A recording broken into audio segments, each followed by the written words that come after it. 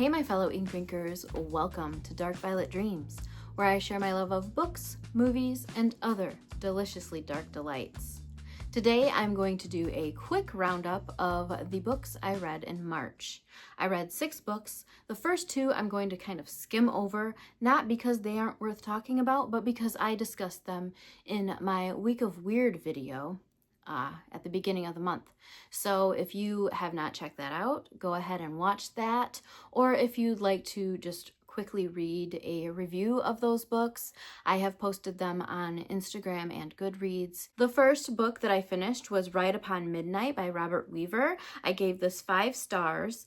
It was a gifted ebook, and I read that between February 25th and March 6th, and this was 312 pages.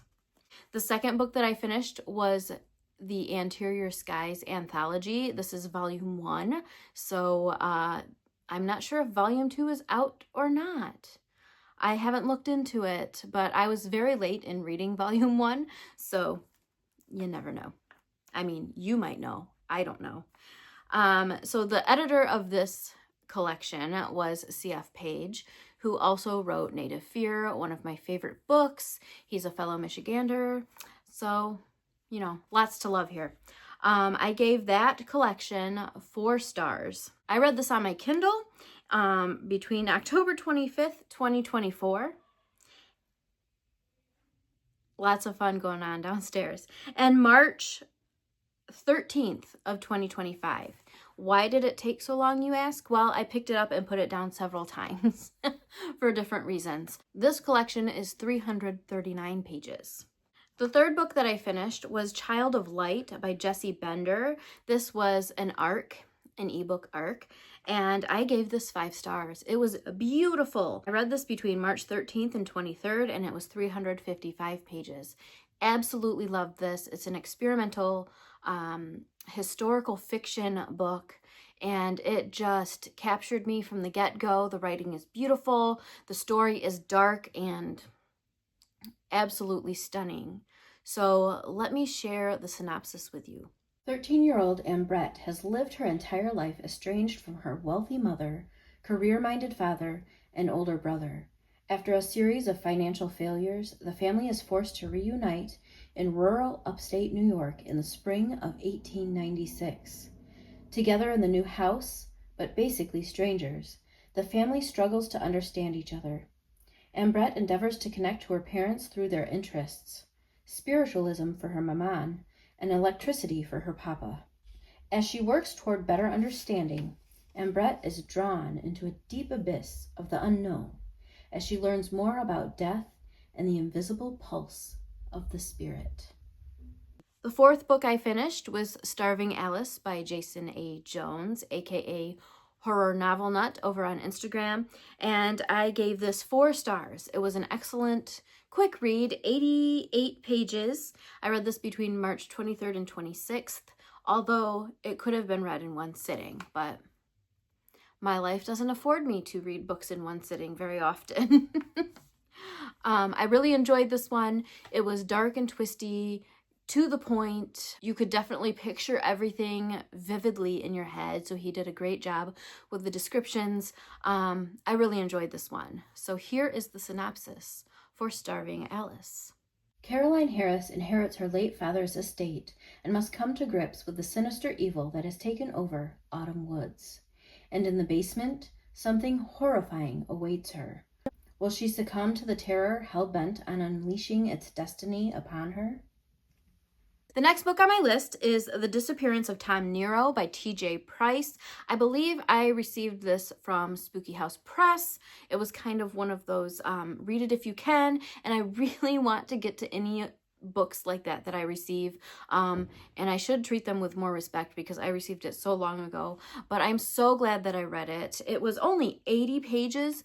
I felt like I could have lived in that story much longer. It was such a unique approach to writing, and the layout was really cool. There's a lot to it that I don't want to share because I don't want to spoil it. It's so short, but it is an excellent read. If you are in for something quick this month for April, definitely check it out. Here is the synopsis for you. The Disappearance of Tom Nero concerns a young man's investigation into the impossible disappearance of a friend. As he learns more about the circumstances and searches for answers, the reemergence of a metatextual horror from legend puts not only him but his new lover in jeopardy. The story explores themes of contagious and invasive thoughts, disappearances, as well as the relationship between reality and the written word. It is uniquely structured, with a variety of clues hidden in the text for the savvy reader. But beware, for the horror might not only affect the characters in the story, it may also affect the readers themselves. And the last book I finished this month was The Anomaly by Michael Rutger. And honestly, I finished it like a couple hours ago. Whoops. I really, really, really enjoyed this. Way more than I expected. I expected to have fun with it, but holy cow, I loved this book. I gave it 5 stars. I do have to say, I wasn't as pleased with the very, very end as I could have been, but that did not ruin the 5-star rating for me. I loved this book.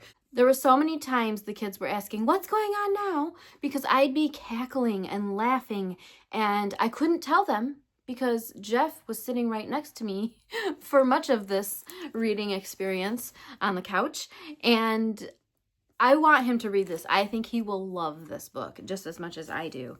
I really hope, because it's definitely something that suits his taste as far as movies and things like that go. This is an exciting read. The first, however much, you're getting to know the characters and stuff, but it's still funny, still holds your attention, all that.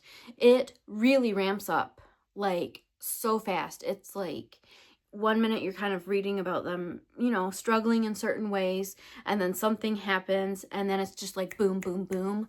It doesn't really let up, and I loved it. So here is the synopsis. Not all secrets are meant to be found.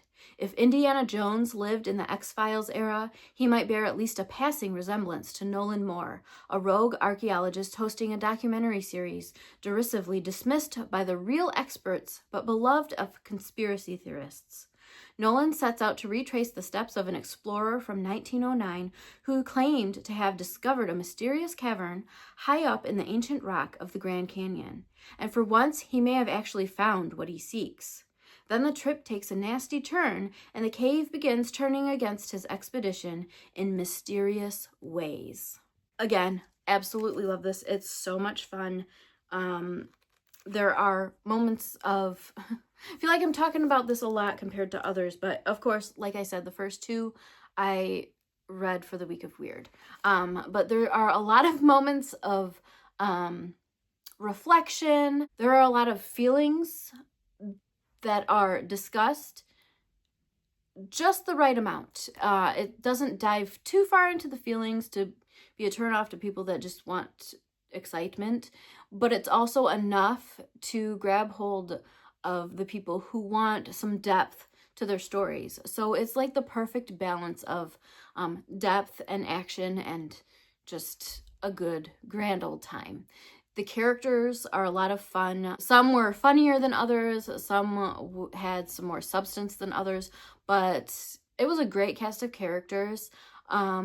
Just like in real life, you get so many different personalities. I think that he wrote these personalities really well, and you could understand who you were reading about even without seeing their name for much of it. So I really appreciate that. Anyway, The Anomaly. This was obviously a paperback. I read it from March 23rd to 31st, and it's 384 pages. So that is it. That is what I read this month. I am currently working through an ebook that I am setting aside for Old School April. We're hitting pause on that one just because it doesn't really fit the vibe I'm going for this Old School April. If you'd like to know kind of what I have in mind for my reads this coming month, go ahead and check out my Old School April pile of possibilities to get a good idea. I've got something for myself that I'm going to focus on, and then a handful of books that I'd like to read with my kids. So I like to make Old School April a family event as much as possible and include whoever wants to participate in the activities, the read-alouds, and the movies and things like that. Of course, I save some things for myself because Moms need to have fun without their kids sometimes. We love you guys, but sometimes we need a moment to ourselves. You know what I'm saying? So that is it. That is what I read. If you'd like to know more about some of the things that I watched, go ahead and check out my wrap-up post over on Instagram. I just don't have the bandwidth to discuss that in today's video. But I hope you guys are having an amazing spring so far. There's lots of ice storms happening north of us. It's been kind of cold and rainy here, but I'm enjoying life anyway. I'd love to hear what you got into this month. What was your favorite book? What was your favorite movie? Let me know all the fun details down below. Let me know how you're doing. And let me know if you are participating in Old School April and which team you decided to join. Thanks so much for hanging out. I hope you have a wonderful day or night. Come back soon. But until next time, cheers.